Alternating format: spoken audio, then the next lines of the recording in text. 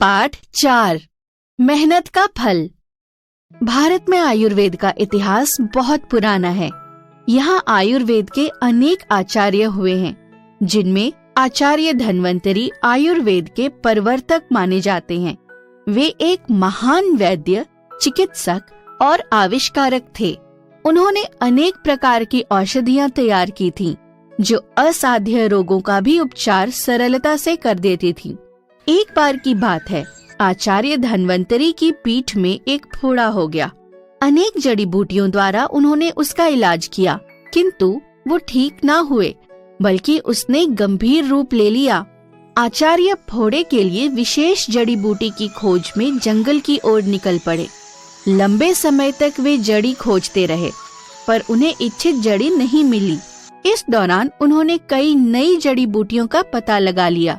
वो उन जड़ी बूटियों को लेकर आश्रम लौट आए और नई औषधियाँ बनाने में जुट गए। उनके फोड़े का दर्द लगातार बढ़ता ही जा रहा था। रात भर दर्द की वजह से आचार्य को नींद नहीं आई। प्रातः उठकर वो फिर जड़ी की खोज में जंगल गए। फोड़े की असहनीय पीड़ा के कारण उन्हें चलने में दिक्कत हो रही थी। उनके पाँव में कांटे चुभ गए थे। फिर भी वो जड़ी की खोज में लगे रहे। उन्हें जो अन्य जड़ी बूटियां मिलती, वो उन्हें अपने थैले में रख लेते। थकान और निराशा से उन्हें क्रोध आने लगा। वे आश्रम के समीप एक चट्टान पर बैठकर विश्राम करने लगे। अचानक उन्हें एक आवाज सुनाई दी, वैद्यराज, मैं यहाँ हूँ, मुझे ले लीजिए। आचार्य इधर उधर देखने लगे। उन्हें फिर से आवाज आई, मैं यहीं आपके चरणों के पास हूँ वैद्यराज। आचार्य ने नीचे झुककर अपने पैरों की ओर देखा तो पाया कि चट्टान के पास ही वो जड़ी थी जिसे वो इतने समय से ढूंढ रहे थे। उन्होंने क्रोध से कहा, तुम मेरे आश्रम के इतने समीप ही थी और आज बता रही हो?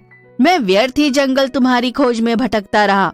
जड़ी ने आदर पूर्वक कहा, वैद्यराज, आपकी लगन और परिश्रम की भावना से प्रभावित होकर ही तो मैं यहाँ प्रकट हुई हूँ। यदि मैं सरलता से आपको मिल जाती तो आप इतनी नई जड़ी बूटियों का पता ना लगा पाते। आपको बहुत कुछ सीखने को मिला है।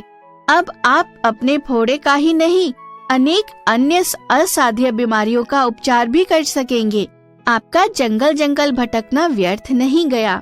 अरे, मेरा तो पूरा जीवन जड़ी बूटियों की खोज करने में और उनसे औषधियाँ बनाने में ही निकला जा रहा है। मुझ जैसे बूढ़े को भला अब सीखने को क्या बचा है?